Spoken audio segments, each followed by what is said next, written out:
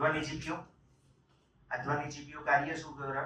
તો પહેલું, કોઈ પણ ધ્વનિ ઉત્પન્ન થવા માટે કંપન જરૂરી છે. હે ને? કંપન એટલે કોઈ પણ પદાર્થની આમ તેમ કે ઉપર નીચે ગતિ. જ્યારે હું આ ધ્વનિ જીપ્યાને કંપન કરાવું છું એ વખતે આની અંદરથી એક પ્રકારનો ધ્વનિ ઉત્પન્ન થશે. ઓકે, આ ધ્વનિ જ્યારે ઉત્પન્ન થાય છે ત્યારે એક તરંગો સ્વરૂપે વહન પામે છે. બે પ્રકારના તરંગો આવશે, સંગત તરંગ અને લંબઘત તરંગ. કયા કયા તરંગો? સંગત તરંગ અને લંબઘત તરંગ. બે પ્રકારના તરંગો આવે. આ તરંગોની અંદર સંગત તરંગો એ ધ્વનિના તરંગો, જ્યારે લંબઘત તરંગો એ પ્રકાશના તરંગો હોય. ઓકે, સમજીએ પહેલા, એ આગળ જોઈશું.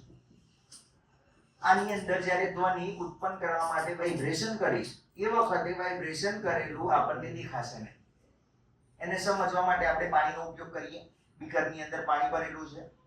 હવે આ પાણીની અંદર આપણે બે રીતે આ ધ્વનિ ચીપિયાને રાખીશું. એક તો એક જ બાજુની ભુજા આ રીતે રાખીશું અને બીજી વખતે બંને ભુજાઓ પાણીની અંદર રહે એ રીતે રાખીશું અને બંનેની અંદર અવલોકન કરીશું કે આની અંદર જે જલ તરંગો ઉત્પન્ન થાય છે એ જલ તરંગો ની અંદર કંપન જ્યારે થશે એ વખતે એ જે પાણી છે એ ઉડાડશે કે નહીં ઉડાડે અને કેમ આવું થાય છે એ જોઈશું. પકડો, ચલો. આની અંદર અત્યારે અવાજ ઉત્પન્ન થાય ત્યાં સુધી ના સંભળાતો, કારણ કાનની નજીક લઈ જાઓ ત્યારે એ આપણને અવાજ સંભળાય. ઓકે, સમજો. વાઇબ્રેશન કરાય, એક ભુજા રાખી અંદર તરંગો ઉત્પન્ન થયા. પાણી ઉછળ્યું ના, કારણ એ જે પાણી છે એની અંદર જે જળ તરંગો ઉત્પન્ન થયા એ આજુબાજુ પ્રસરશે, પણ એટલા બધા પ્રભાવી નતા કે એ સપાટી સુધી પહોંચી એના સાથે અથડાઈ અને પાણી બહાર આવે. એટલા બધા પ્રભાવી હતા નહીં. પણ જ્યારે આને અથડાઈ અને આ રીતે રાખો, પાણી બહાર નીકળે છે, ઉડે છે પાણી. આનું કારણ શું? જો ફરી એકવાર પાણી ઉડ્યું. કારણ શું? આની અંદર જ્યારે આની અંદર જળ તરંગ ઉત્પન્ન થાય છે એ વખતે એ જે જળ તરંગો છે બંને બાજુની ભુજાઓથી ઉત્પન્ન થયેલા જળ તરંગો એકબીજા સાથે અથડાશે. ત્યારે એ તરંગો અથડાવાના કારણે, સંપાત થવાના કારણે એ પાણી બહાર આવશે. એ વસ્તુ આની અંદર બને છે. આની અંદર વાઇબ્રેશન ઉત્પન્ન થયું જે આપણે જોઈ શકતા નથી. દેખાય છે વાઇબ્રેશન? પણ એને પાણીમાં નાખવાથી તરંગો સ્વરૂપે જોઈ શકીએ છીએ. ઓકે, આને પ્રસરવા માટે માધ્યમની જરૂર પડે. શેની જરૂર પડે? માધ્યમની. જો માધ્યમ ના હોય તો એ તરંગો પ્રસરી શકતા નથી અને એટલા માટે આને આપણે યાંત્રિક તરંગો કહીએ છીએ. કેવા તરંગો?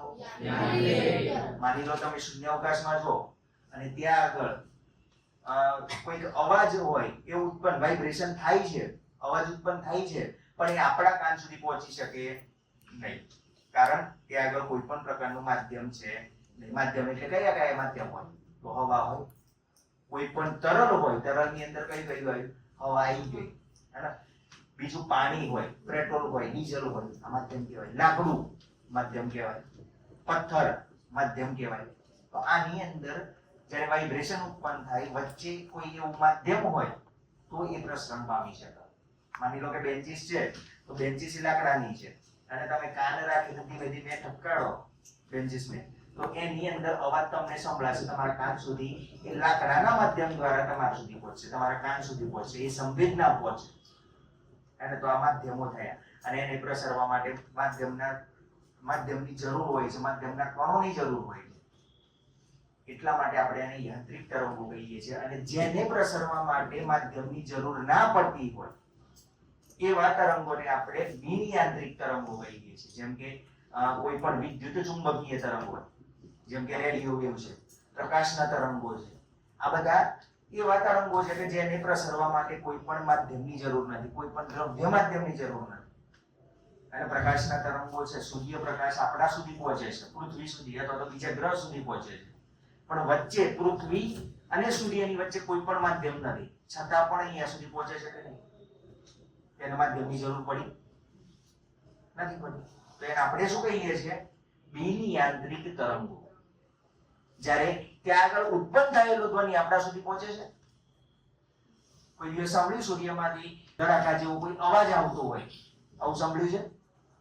ના, કારણ ત્યાં આગળ અવાજ ઉત્પન્ન થતો હોય છતાં પણ આપણા સુધી પહોંચતો નથી, કોઈ માધ્યમ નથી એટલા માટે. હા બોલો. તો શૂન્ય અવકાશ હોય, અવકાશમાં માથી સૂર્ય પર જે છતાં જે ન્યુક્લિયર જે ધડાકા હોય આપણે સાંભળી નથી શકતા. હા, એ નથી સાંભળી શકતા કારણ માધ્યમ નથી. હા, ન્યુક્લિયર એક્સપ્લોઝન થાય પણ એ આપણા સુધી પહોંચતો નથી, એ અવાજ આપણા સુધી, એ ધ્વનિ આપણા સુધી પહોંચતો નથી. કારણ શું? ત્યાં આગળ કોઈ માધ્યમ છે નહીં, એટલા માટે આપણે એને બિનયાંત્રિક તરંગો કહીએ છીએ. ઓકે, આની અંદર જો આ ધ્વનિ ચીપીઓ છે, હે ને, આ ધ્વનિ ચીપિયામાં દરેકની અંદર અલગ અલગ નંબર આપેલા છે, હે ને, દરેકની અંદર અવાજ જુદો જુદો આવશે. આ શેના ઉપર ડિપેન્ડ કરે છે? આપણે આગળ જોઈશું. આવૃત્તિ છે, કંપિતતા છે, આ દરેક ઉપર આધાર રાખે છે. દરેકની અંદર અહીં આપેલું છે 258 નંબર, આ છે 320. દરેકની અંદર અવાજ જુદો જુદો હશે.